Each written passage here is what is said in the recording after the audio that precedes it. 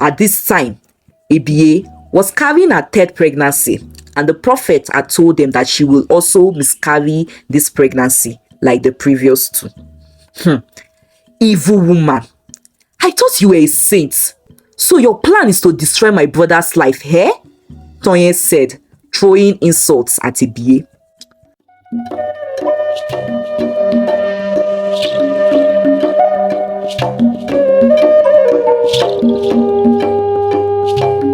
Welcome to Iyagba's Epic Tales.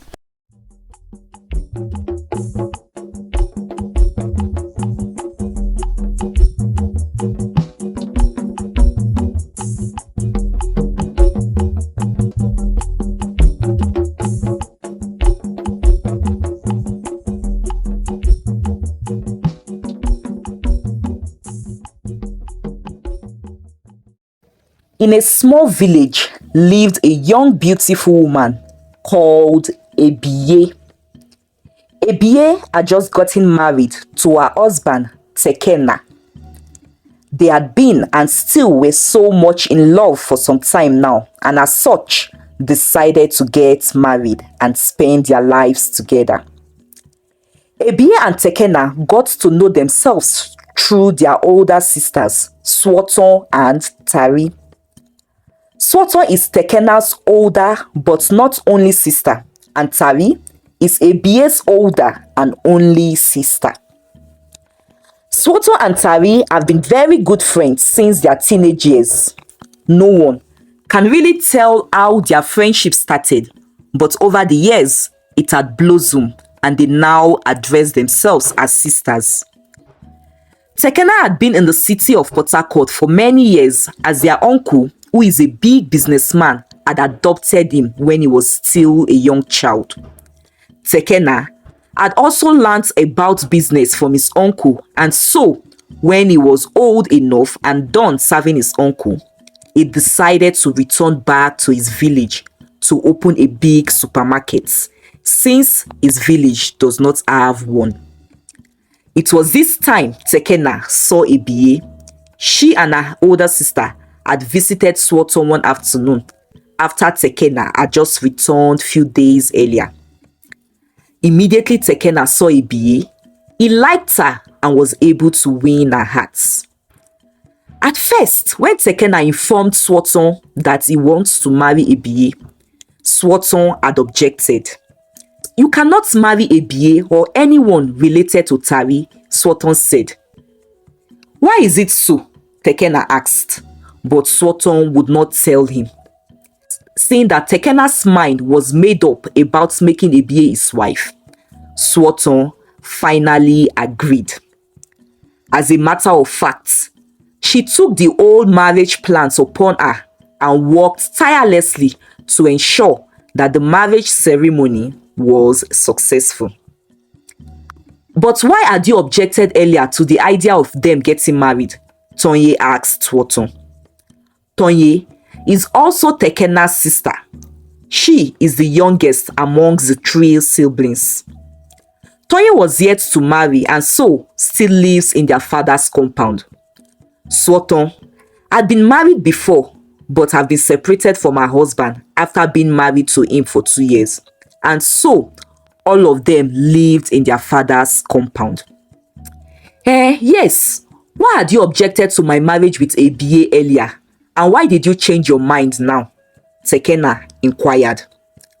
Well, Ebiye is my best friend's younger sister, and you know that I consider Tari my best friend as my sister, and by extension, I see Ebiye as my younger sister also. Tekena, you know you are my younger brother, so you see, I had seen Tekena and Ebiye as two siblings, and in my mind, two siblings cannot get married.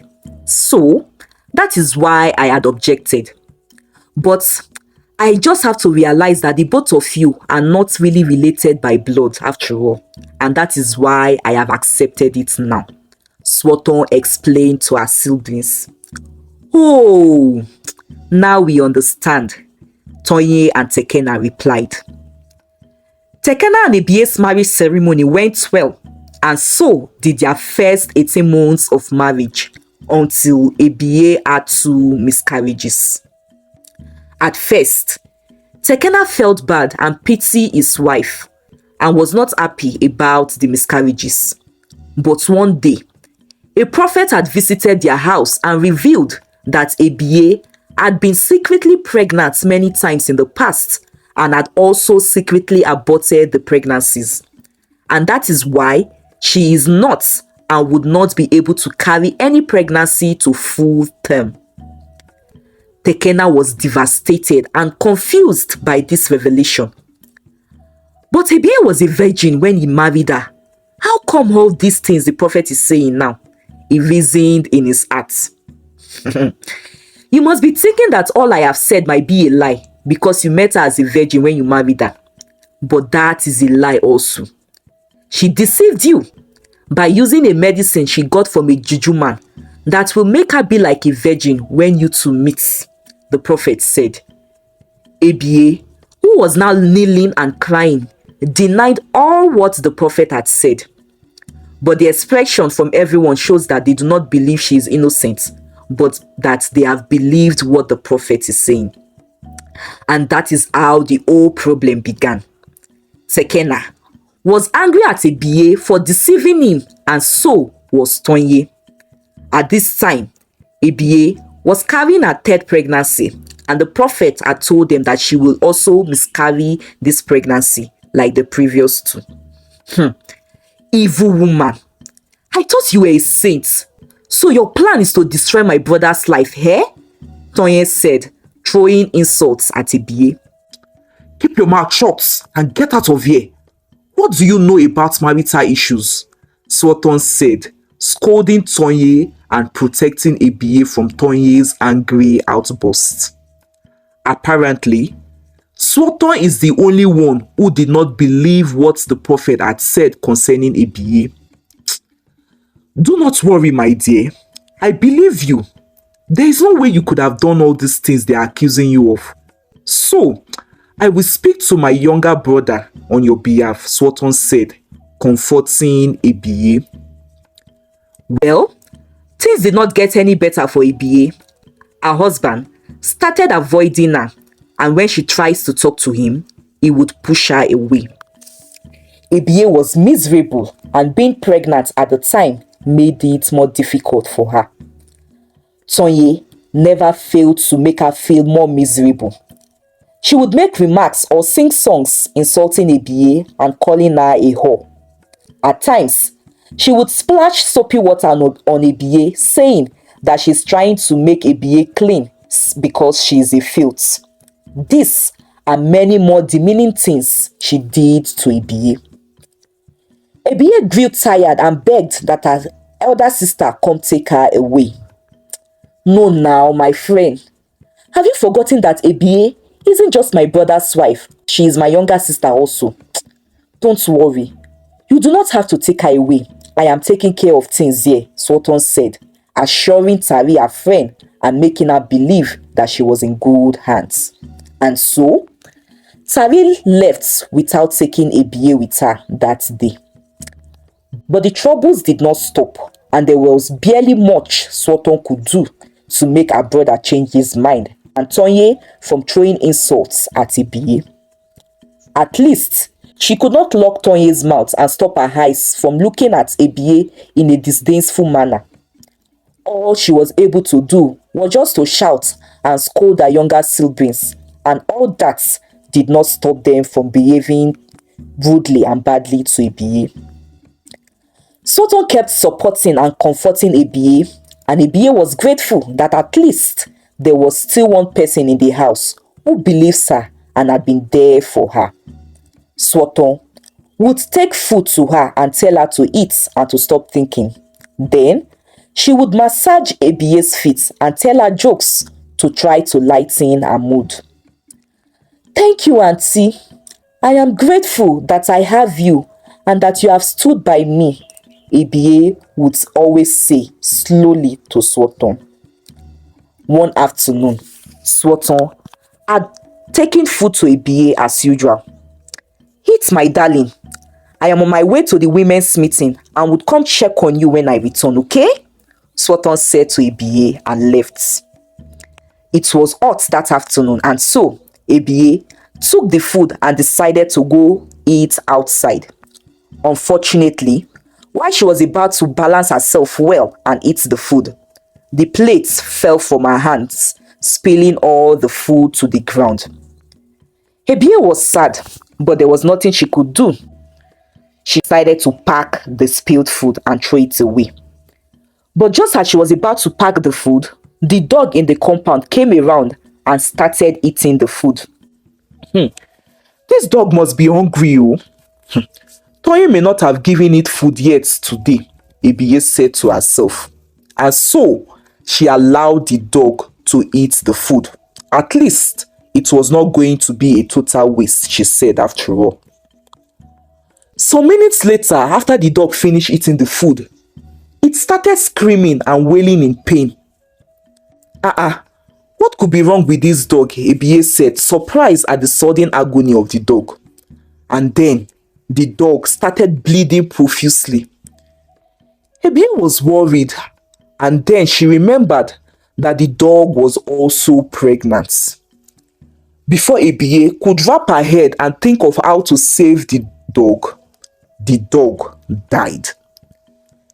Ebiye called out to Toyin, but apparently Toyin was not around while all this happened. Ebiye, remembering that it was the food which she was supposed to have eaten the dog ate before it died, got scared and phoned her elder sister. Soon, Tari was there. I suspect something fishy. You are no longer staying here, oh. You will come with me, Tari said. But before they left, Tari put the dead dog in a sack and carried it along with them. After taking Ebiye home and made sure that she is relaxed, she took the dead dog to the local village vet doctor. This dog ate a food which contained a strong medicine to flush out its pregnancy. But I guess that the medicine was too strong for the dog, and that is why it killed it, the vet doctor told Tari. That evening, Tari stormed Tekena's compound. "Come out, you all!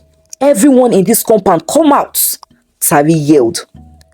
"You said my sister was the cause of her previous miscarriages and that she won't be able to carry any pregnancy to full term. Yet, someone in this compound wants to terminate the pregnancy while she is still carrying it." Tari went on ranting. By then, Swaton, Tekena and Toyin were already outside, and so were some neighbors who had heard Tari shouting and screaming on top of her voice. "You this mad sister of a whore, why are you here shouting?" Toyin, the one with the running mouth, asked. "Someone here tried to poison my sister and flush out her pregnancy, and I will not leave here until I know that person and give the person a piece of my mind," Tari replied. The neighbors tried to calm Tari down, but she would not be calm. What is it? What is it? You and your sister deserve what you are getting," Swaton said. Everyone paused. Did Swaton just say that? Swaton, Tari's friend and the only one in the family who had stood by Ebiye all through all of this. Yes, you had me right. You and your sister deserve what you are getting. So you think you would steal my man 16 years ago and I would let you go unpunished? Your sister is paying for what you did to me. Yes, I have been the one causing all the miscarriages Ebiye had, and that prophet is a fake prophet I paid to come lie about Ebiye so that I can make her life miserable and as a payback for what you did to me 16 years ago," Swaton said. Everyone opened their mouths wide in shock, as they found it difficult to believe all what Swaton was confessing to. 16 years ago, Swaton had fallen in love with a young man who had also just returned from Port Harcourt. But the man never paid Swaton any attention. Rather, he liked her friend Tari and married Tari instead. And since then, Swaton had not forgiven Tari for marrying someone she had loved and wanted. After what Swaton said, Tari was weak. "But you said I could marry him since it was I whom he loved, and you also gave your blessings to us. Why are you now saying all of this?"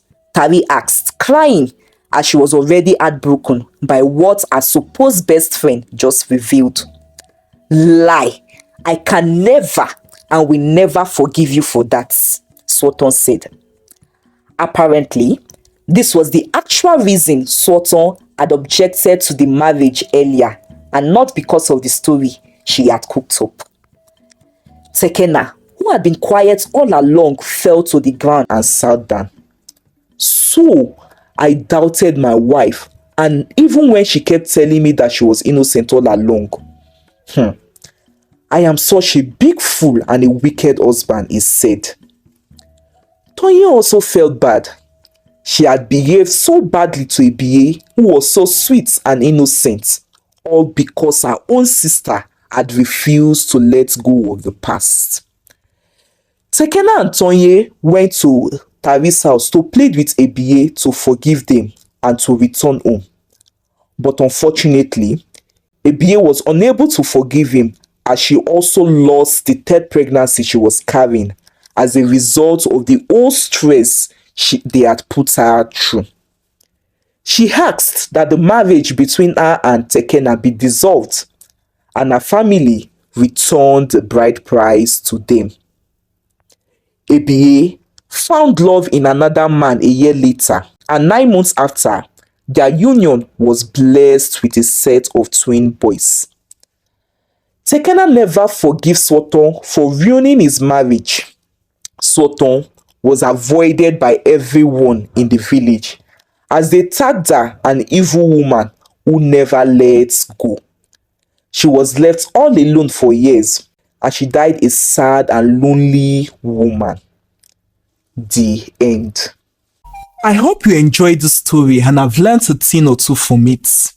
I would love to know. Please leave a comment. Thank you for watching, and see you in our next video. Bye.